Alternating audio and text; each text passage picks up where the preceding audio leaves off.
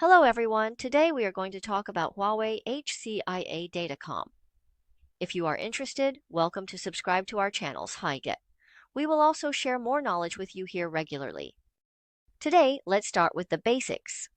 What is data communication? The concept of data communication is actually very easy to understand. It is about how to send data from my side to the other side. For example, when you watch some videos on a video website, or send a text message to your friends, this is actually called data communication. When we use the internet in the past, we might just send some emails. Now, it may be more likely that people get information from each other in a timely manner through the internet.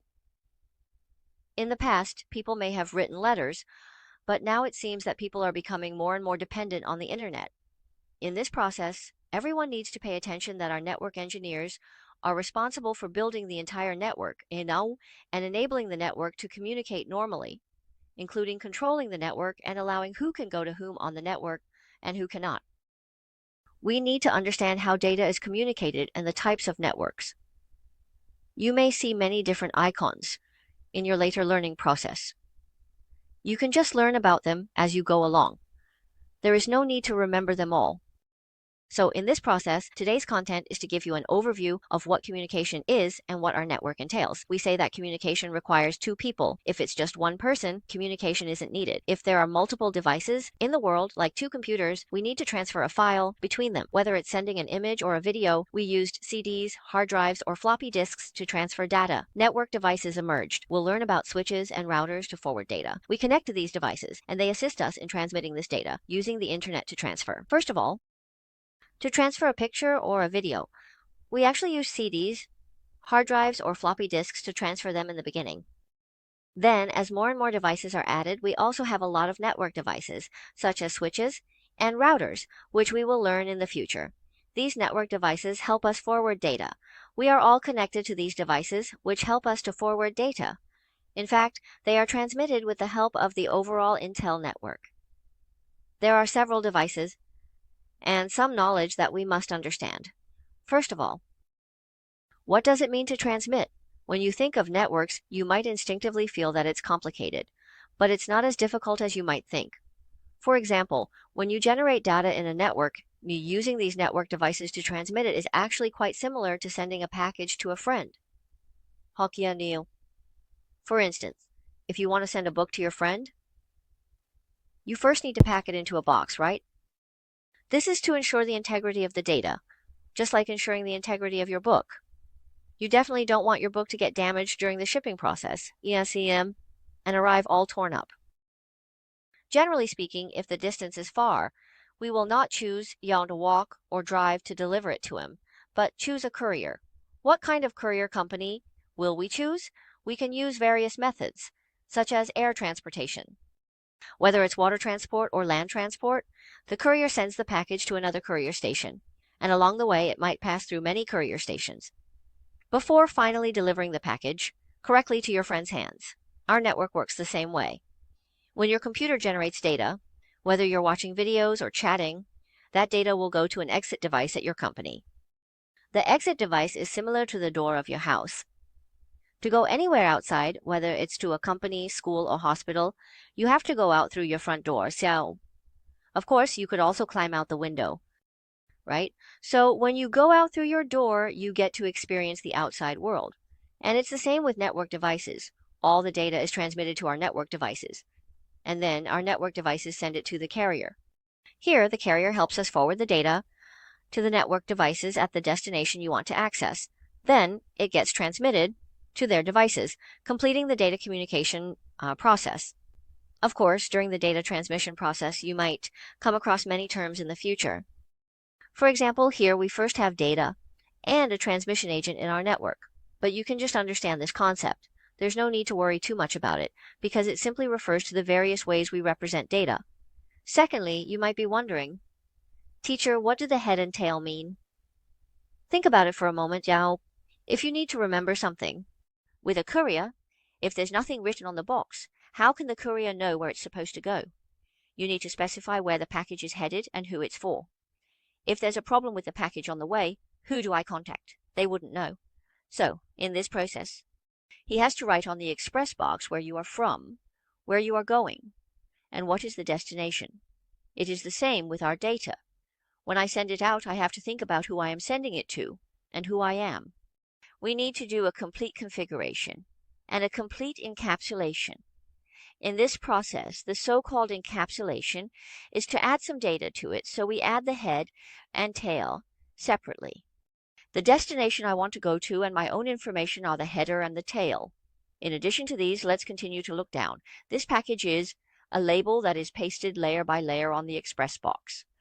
Decapsulation is the process of unwrapping data. When your friend receives a package, they must open it to access the contents. Similarly, data must be unwrapped layer by layer, so after data is generated, it records its origin and destination, then transmits through network devices. The recipient removes the encapsulation to see the data. The principle is the same. Now, about gateways. A gateway is like a front door. To access the outside world, you must exit through it. Similarly, to access an external network, a gateway device is needed. Where I'm going, in this case, involves passing through network devices to deliver the data to the other party. When the recipient receives it, they first need to remove the encapsulation. After that, they can look at the data inside, and the principle is the same. Now, let's talk about gateways. What is a gateway? This is similar to the example I just gave you. To go anywhere, we need to exit through our front door. Just like we need to go outside to see the world, your data works the same way. If we want to access an external network, I need a gateway device to help me do that. Let's say I'm in a room and I want a glass of water. If I'm in the same room as the water, I can just grab it. But if I'm not in the same room as the water, then I have to go out of my room to get my glass of water. In this case, I need to ensure that I can find my gateway to access the external network. How do I find the gateway? That's something we'll learn about later. Next, let's talk about the router. The router is a device that we will come into contact with in the future in our network. We can say that we are entangled with it. How to say it? It takes a lot of time for everyone to understand it. In this, the router helps us to forward. You can understand it as the courier. What is the terminal device next? Don't think this is hard to understand. Simply put, devices like your computer, printer, server, and camera that generate data are all called terminal devices. Now, let's take a look at the network composition. Essentially, it consists of these components. For example, after our computer generates data, it gets sent to devices like switches, and then the switch forwards it to other devices.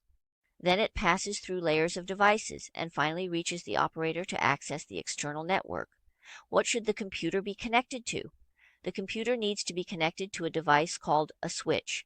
So why do you want to connect to a switch? Look. Originally, if our two computers want to communicate, it doesn't matter. I can just connect my two computers through an internet cable.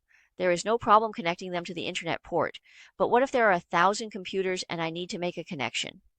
My computer doesn't have 1,000 ports to connect to. So we all connect to a switch, which helps us forward the data. The network formed by the connections through the switch is called a LAN, or local area network. By using our switch, we can build a network, which is referred to as a local area network. So now this can be referred to as an internal network. The switch helps us connect and forward data, and it mainly handles layer 2 functions. Of course, if you don't know what layer 2 or layer 3 means, that's okay. We'll gradually learn about it later. For now, just have this basic concept in mind. So, if in this process we say that this is a switch, and this is also a switch, and if everyone is in a switch, then what problem will occur at this time? Now we are all in an intranet. If, in this case, our computer is not alone and I want to find a person, for example, here is PC1, here is PC2. If I am PC1, I send data to PC2 alone, then it is very simple. This data is called unicast, that is one-to-one. I just want to find it. But if I don't want to send a one-to-one notification, and I want to send a notification to everyone at the same time, then it will send a broadcast. After it sends a broadcast, the switch will turn red when it receives the broadcast. I send a copy to you, and I send a copy to you, then the broadcast will flood our network. Of course, you may think, what's wrong with this? You see, I am just flooding the PC business now. If a PC sends a broadcast packet, the switch will be flooded. If a PC sends a broadcast packet, the switch will also be flooded. What if I have more and more devices in the future? Will my entire network now be flooded with broadcast packets? Oh, it's flooding. Wow. So in this process, we need another device, a router. That is, we separate the two LANs. The left one is a LAN, the right one is a LAN, and in the middle there is our router. I will block it. The router's function is to isolate the broadcast domain, and it is responsible for connecting the two networks. So how will it forward the package for you in the future? If the accountant wants to forward the package for you, it is impossible for him to reach the destination immediately. He must pass through many express delivery stations. So does it focus on the source or the destination? The source is who you are, and the destination is where you are going. It doesn't. It can't focus on who you are. It will focus on where you are going. Then I will write it down to another express station, and I will put it there. If the accounting staff at another accounting station receives it, they will also think, hey, where are you going? For example, it only focuses on this throughout the process. I want to go to this destination. So how does the router confirm that destination once it receives the data? At this point, it uses a table, or called the routing table, to make that determination. Based on this routing table, I can judge whether I can help forward the data. If I have the information in my table, I can help forward it. If not, I can't assist. The router forwards data based on the routing table. If you know a place, someone can come to you for directions and you can help them out. But if you don't know it, then you can't assist them. It's the same with the routing table. It all depends on whether the information is in there. Now, in this process, it is responsible for forwarding our data. This is our router. As we learn more, you will become more familiar with the switch recorder. In addition to the switch recorder, we actually have another device called a firewall, which is a security device. For example, if my device is transmitting, how can I prevent viruses and other attacks? So, I want to have better control over my network. I wouldn't want outside traffic to just come in freely, nor do I want my computer to access outside traffic without restrictions. At this point, we can use a firewall to block certain traffic. Configure security policies and set different access levels for devices. Typically, it's the firewall that handles these responsibilities. Besides this, you might encounter more of these in your projects in the coming years.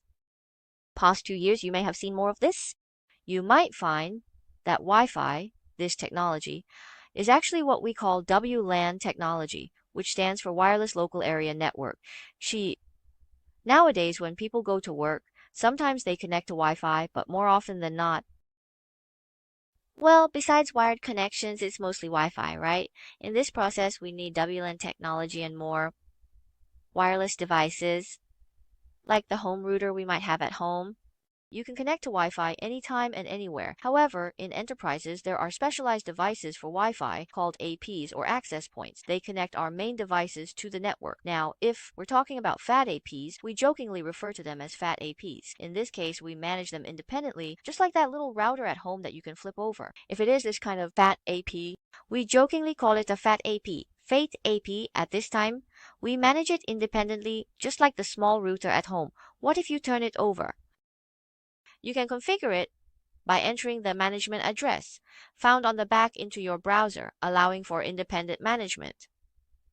This method works well for smaller setups, but if we consider another type, it's more suitable for large networks, because if everything is managed independently, imagine having over 2,000 APs in a campus network.